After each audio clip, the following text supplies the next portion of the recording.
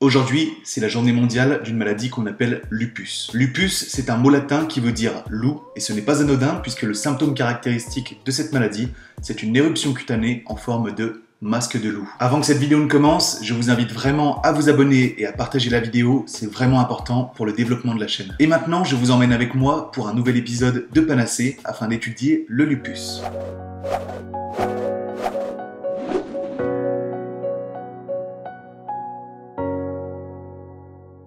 Bon, la vidéo vient seulement de commencer et je dois déjà me corriger. À vrai dire, le nom de cette maladie proviendrait en fait du Moyen-Âge. À l'époque, on disait que cette maladie ronge le visage comme un loup aurait pu le faire. Moi, je préfère quand même la première version. Le nom complet de cette maladie est lupus érythémateux disséminé, abrégé LED. C'est une maladie chronique, ce qui veut dire que ses effets perdurent dans le temps. Elle est également aussi appelée auto-immune, car c'est un problème immunitaire qui rentre en jeu. En fait, les défenses immunitaires du patient ne remplissent plus leur rôle et au lieu d'attaquer des bactéries, des virus, elles vont attaquer directement le patient lui-même. Et enfin, on dit que cette maladie est systémique, c'est-à-dire qu'elle atteint plusieurs organes. C'est pour ça qu'on appelle le lupus érythémateux disséminé. Et donc, puisqu'elle est systémique, les symptômes de cette maladie sont très variés.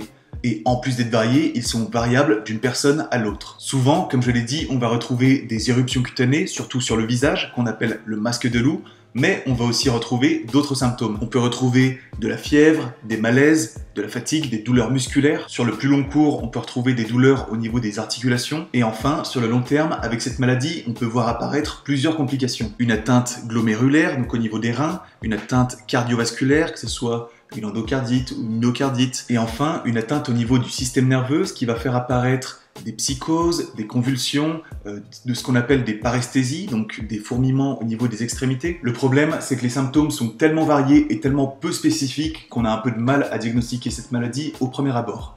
C'est-à-dire que quand on a de la fièvre, des douleurs articulaires, eh bien, on ne pense pas automatiquement à un lupus. Effectivement, ce n'est pas parce que vous avez de la fièvre qu'à chaque fois vous avez un lupus. Mais souvent, ce qui permet de poser le diagnostic, c'est une anomalie sanguine, avec la présence d'anticorps antinucléaires. Pour rappel, les anticorps sont censés lutter contre les agents extérieurs, que ce soit des virus, des bactéries, etc. Dans le cas du lupus, les anticorps ont mal compris leur rôle et se trompent de cible.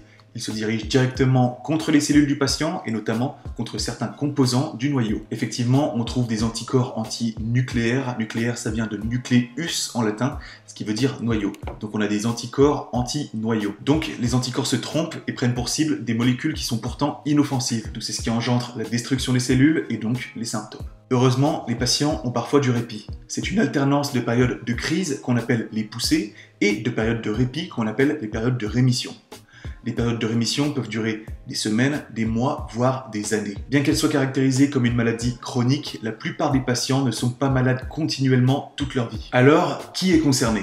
Le lupus survient principalement chez la femme, dans 90% des cas, et débute souvent entre la puberté et la ménopause, avec un pic entre 30 et 39 ans. En France, on estime que 41 personnes sur 100 000 ont un lupus. Cela concernerait donc 25 000 personnes en France. Comment éviter le lupus ? Alors je vais vous décevoir, mais les causes de ce dérèglement restent encore inconnues. Mais on a identifié certains éléments qui pourraient favoriser la survenue de la maladie. Par exemple, la grossesse peut déclencher un lupus à cause des gros changements hormonaux. Aussi, la prise de certains médicaments ou certaines substances peut la provoquer. On cite par exemple les anticonvulsivants, les bêta-bloquants, certains antibiotiques ou des substances comme les particules fines de silice, la curcumine qu'on retrouve par exemple dans le curcuma ou le gingembre, tout ça pourrait provoquer la maladie. Pas de chance, on pense aussi que c'est dû à une prédisposition génétique. Dans 10% des cas, quand on a un patient atteint, on peut trouver plusieurs membres de sa famille qui sont aussi atteints. Enfin, plus étrange et plus compliqué à expliquer, on sait que le soleil, le tabac, mais aussi l'infection à certains virus pourraient provoquer l'apparition de la maladie. Concernant le traitement, on va surtout prescrire des anti-inflammatoires.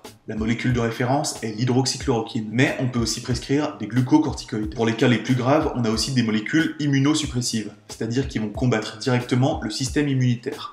On peut citer le rituximab ou le belimumab. Concernant le pronostic, jusque dans les années 50, la maladie lupus était encore considérée mortelle. Aujourd'hui, grâce au traitement, la survie à 10 ans est estimée à 93%. Les formes cutanées et articulaires sont considérées bénignes, tandis que les formes avec atteinte viscérale et neurologique sont considérées beaucoup plus graves. Le saviez-vous, les chanteurs Michael Jackson, Seal et Selena Gomez ont souffert ou souffre encore de cette maladie. En ce qui concerne Selena Gomez, elle a même dû subir une greffe de rein pour faire face à ses problèmes rénaux dus à la maladie. En tout cas, s'il y a des patients qui regardent cette vidéo et qui souhaitent témoigner en commentaire, n'hésitez pas à le faire, ce serait vraiment super. Et si vous voulez, on pourrait même réaliser une interview pour que vous racontiez votre quotidien avec la maladie, n'hésitez pas à prendre contact avec moi. C'est la fin de cette vidéo, n'oubliez pas de vous abonner et de partager la vidéo pour renseigner un maximum de personnes sur le lupus. Vous l'aurez compris, dans cette nouvelle série de vidéos, je vais publier des descriptifs de maladies à l'occasion de leur journée mondiale. Aujourd'hui, c'était la journée mondiale du lupus. On se dit donc à très vite dans une nouvelle vidéo. À bientôt!